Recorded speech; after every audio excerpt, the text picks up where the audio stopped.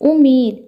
माँ, कहाँ हो आप? सावित्री ने घर के अंदर आते ही अपनी माँ वसुधा जी को आवाज़ लगाया। क्या हुआ सावित्री? वसुधा जी ने कमरे के अंदर से निकलते हुए कहा। देखो माँ, आज मैंने क्या क्या शॉपिंग की है, सावित्री ने मुस्कुराते हुए कहा। फिर वह एकदम से रुक गई और पूछा, एक मिनट माँ, यह भाभी कहाँ है? वसुधा जी बोली, वह तो अभी यहीं थी मेरे साथ। उसकी माँ का फ़ोन आया तो अंदर चली गई बात करने। सावित्री, ऐसी भी क्या बात करनी थी जो यहाँ नहीं कर सकती थी? ज़रूर अपनी माँ से हमारी शिकायत कर रही होगी। वसुधा जी झूठी मुस्कान देते हुए, तू भी ना बस, सावित्री ने मुंह बनाते हुए कहा। नहीं माँ, अभी शुरुआत से ही भाभी पर लगाम कसकर नहीं रखोगी तो बाद में पछताओगी। वसुधा जी बात काटते हुए बोली, यह सब छोड़, अपनी शॉपिंग दिखा। और आज इस समय शॉपिंग? घर पर काम नहीं था क्या? सावित्री ने कहा था तो मैंने भी कह दिया, मुझे शॉपिंग पर जाना है। मेरी सासू माँ का बस चले तो पूरा दिन मुझे रसोई में ही रख दे, वसुधा जी ने समझाते हुए कहा। फिर तू भी तो अभी अपनी सास की शिकायत ही कर रही है मुझसे, फिर बहू को क्यों दोष देती है? माँ, यह आप भी अच्छे से जानती हैं कि मेरी सासू माँ कैसी है। भाभी की तो किस्मत अच्छी है जो आप जैसी सास मिली उनको।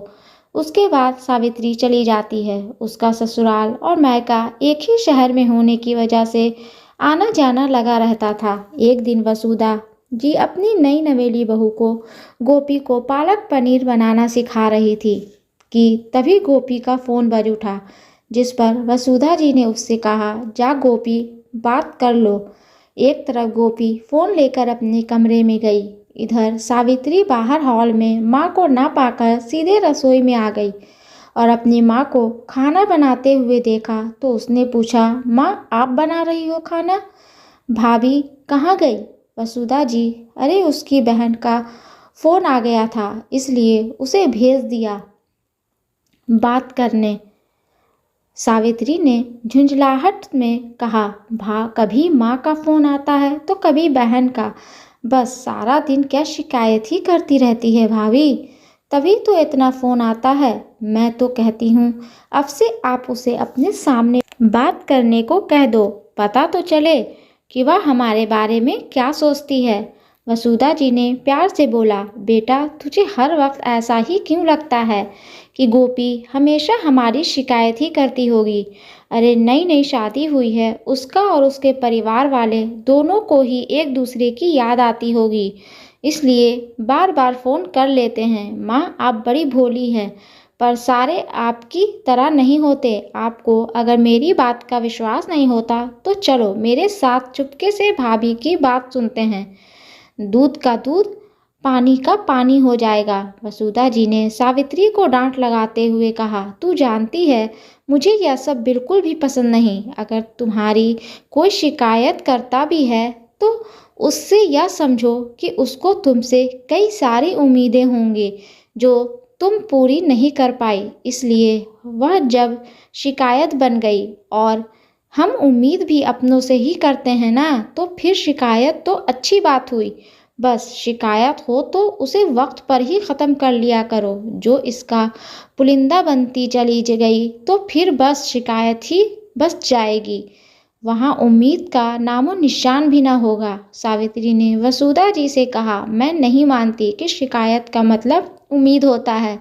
आप कुछ भी कहती हो, आपको नहीं जानना तो मत जाओ, पर मैं तो जा रही हूँ। मुझे सुनना है भाभी की शिकायत और फिर रिकॉर्ड करके आपको भी सुनाऊंगी, तब आपको पता चलेगा कि शिकायत शिकायत होती है जिसे सुनकर सबको बुरा लगता है। सावित्री फिर गोपी के कमरे के बाहर जाकर चुपचाप कान लगाकर खड़ी हो जाती है। गोपी फ़ोन पर अपनी बहन से बात कर रही होती है। नहीं रानू, इस घर के लोग तो बड़े ही सीधे साधे हैं, इन्हें अपने वश में करना बड़ा आसान है। बस मेरी ननद सावित्री को छोड़कर, उसे तो मेरे हर काम से शिकायत होती है। पता नहीं मुझसे क्या परेशानी है। उसे मेरी हर बात से दिक्कत रहती है। उसे लगता है उसका यहाँ आने का मकसद मैं नहीं समझती, पर उसे यह नहीं पता कि उसकी भाभी उससे 4 कदम आगे है। यह सब सुनकर सावित्री का गुस्सा 7वें आसमान पर पहुंच जाता है और वह दौड़कर अपनी माँ के पास जाती है और भाभी की सारी बात बता देती है। वसुधा जी ने सावित्री की पूरी रिकॉर्डिंग बड़े ध्यान से सुनी और फिर जोर से हंसने लगी। माँ, आप सारी बातें सुनकर भी हंस रही हो, गुस्सा नहीं आ रहा है आपको? देखा आपने, मुझे लगा ही था, क्योंकि यह जब से इस घर में आई है पता नहीं मुझसे बड़ी कटी कटी रहती है। आज जाना इसका सच। वसुधा जी हंसते हुए बोली, हंसूं नहीं तो क्या करूं? बिल्कुल गोपी ने जैसा कहा वैसा ही तू बर्ताव कर रही है। क्या मतलब? सावित्री ने बड़े आश्चर्य होकर कहा। मतलब यह कि जब तू गोपी की शिकायत सुनने जा रही थी, ठीक उसी समय गोपी ने तेरी शिकायत सुन ली, तो उसने मुझसे कहा कि जैसा सावित्री कह रही है मैं वैसा ही कहूँगी।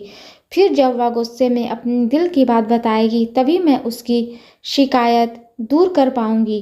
तभी गोपी वहाँ आई। उसने सावित्री से कहा कि ऐसी बात नहीं है कि मैं आपसे घुलना मिलना नहीं चाहती, पर ज़रा याद करना कि जब भी मैंने आपकी तरफ दोस्ती का हाथ बढ़ाया आपकी कोशिश कैसी थी।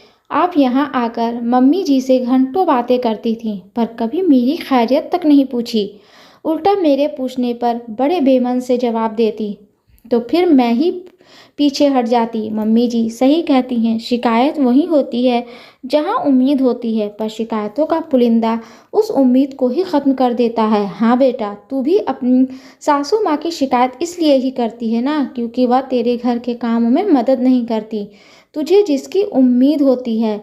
गोपी की और अपनी माँ की बात सुनकर सावित्री को अपनी गलती का एहसास हो जाता है और वह उस दिन के बाद से गोपी और सावित्री ननद भाभी कम दोस्त ज़्यादा बन जाते हैं। दोस्तों, कभी आपने सोचा है हम किसी की या कोई हमारी शिकायत क्यों और कब करता है? जब सामने वाले को हमसे या हमें सामने वाले से कोई उम्मीद होती है और वह पूरा नहीं होता। जब हम उसकी शिकायत उसे या किसी और से करते हैं तो सामने वाला भी उस शिकायत को नज़र में रख या खुद को बदल लेता है या वैसा ही रह जाता है। पर यही शिकायत बहुत सारे अगर हो जाएं तो सामने वाला उसे और सुनने में दिलचस्पी नहीं लेता और उसे नज़रअंदाज कर सामने वाले की कई उम्मीद को तवज्जो नहीं देता। कहने का मतलब यह है, शिकायत तब तक ही ठीक है जब तक वह शिकायतों का पुलिंदा ना बन जाए। ये बात वसुधा जी ने सावित्री के दिमाग में गांठ की तरह बांध दी और सावित्री ने भी अपनी माँ की बात अच्छे से समझ ली और खुशी खुशी अपने घर की ओर चल दी। दोस्तों, ये स्टोरी आपको अच्छी लगे तो प्लीज़ इसे लाइक करें, शेयर करें एंड सब्सक्राइब करें। और इस स्टोरी के बारे में आपकी क्या राय है हमें कमेंट बॉक्स में ज़रूर बताएं। और हाँ, बेल आइकन को प्रेस करना ना भूलें, क्योंकि ऐसे ही आने वाली स्टोरी आप तक सबसे पहले पहुंचती रहेगी। धन्यवाद।